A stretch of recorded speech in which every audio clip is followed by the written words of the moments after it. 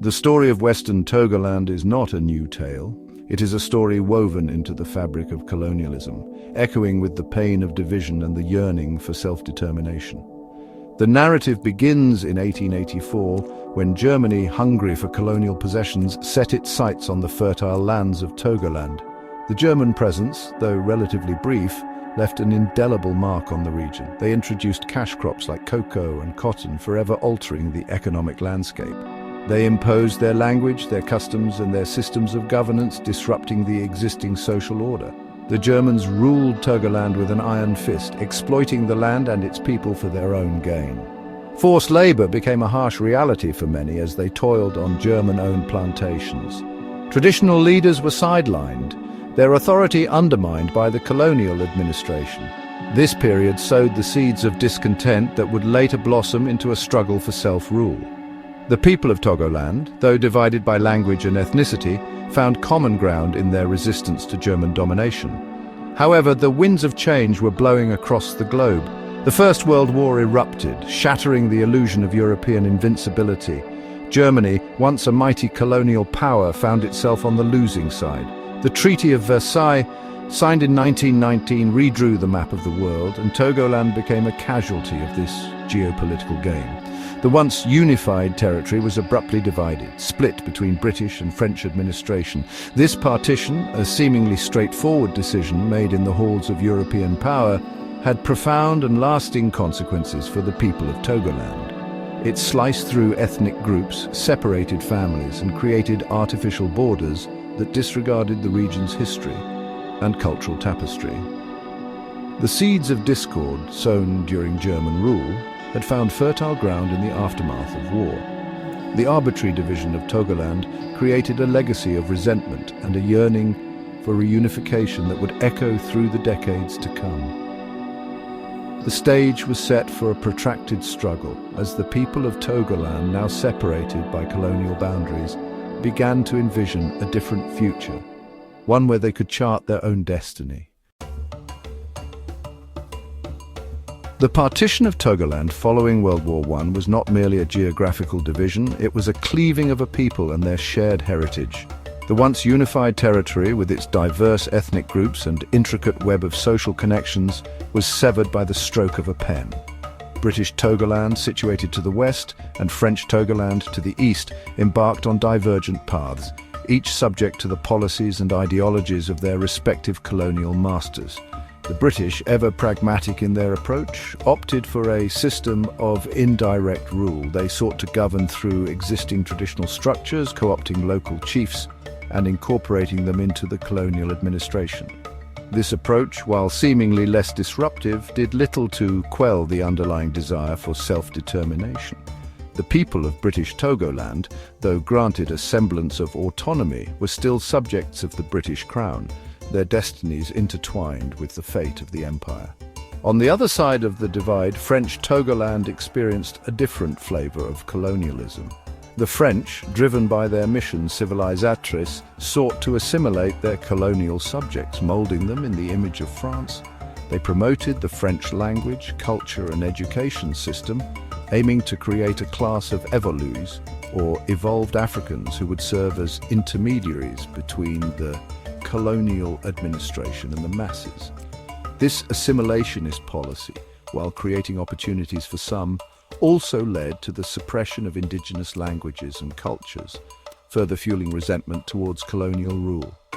The partition of Togoland had a profound impact on the Yu people, whose traditional homeland straddled the newly created border.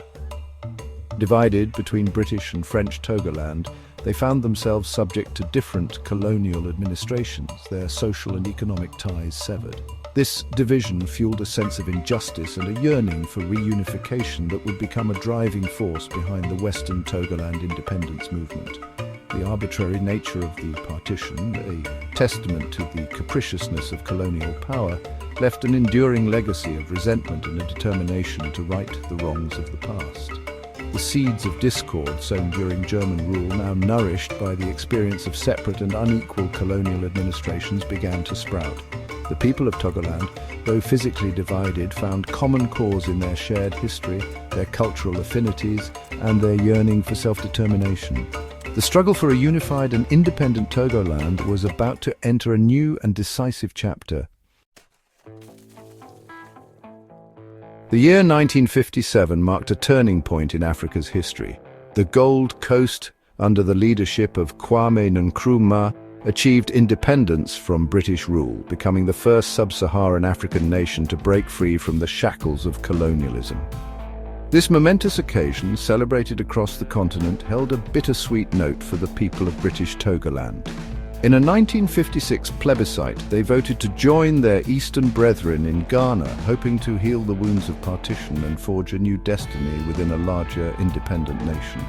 However, the dream of unity proved elusive. The integration of British Togoland, now renamed the Volta region, was fraught with challenges.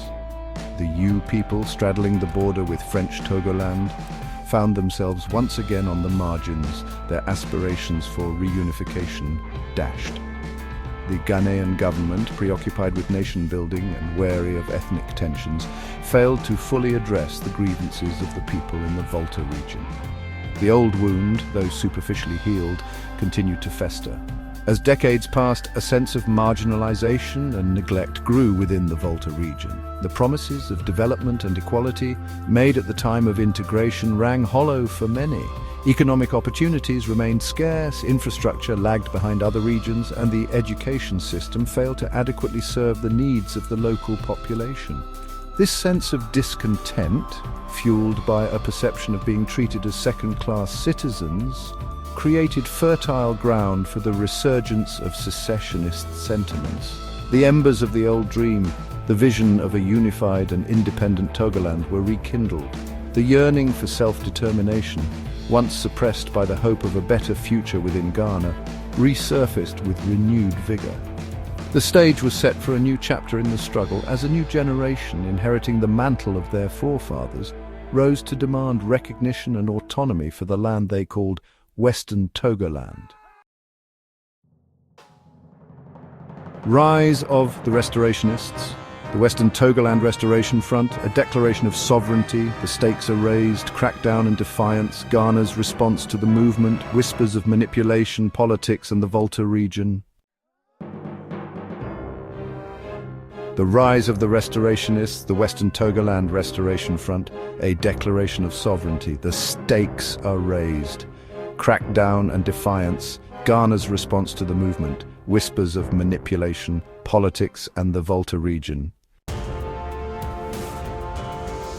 Rise of the Restorationists, the Western Togoland Restoration Front, a declaration of sovereignty, the stakes are raised, crackdown and defiance.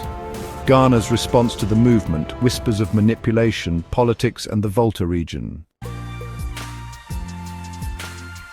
Rise of the Restorationists, the Western Togoland Restoration Front, a declaration of sovereignty, the stakes are raised, crackdown and defiance, Ghana's response to the movement, whispers of manipulation, politics and the Volta region.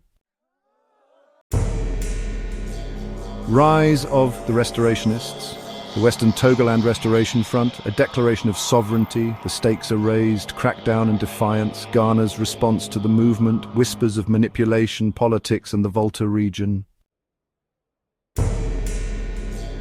Rise of the Restorationists, the Western Togoland Restoration Front, a declaration of sovereignty, the stakes are raised, crackdown and defiance, Ghana's response to the movement, whispers of manipulation, politics and the Volta region.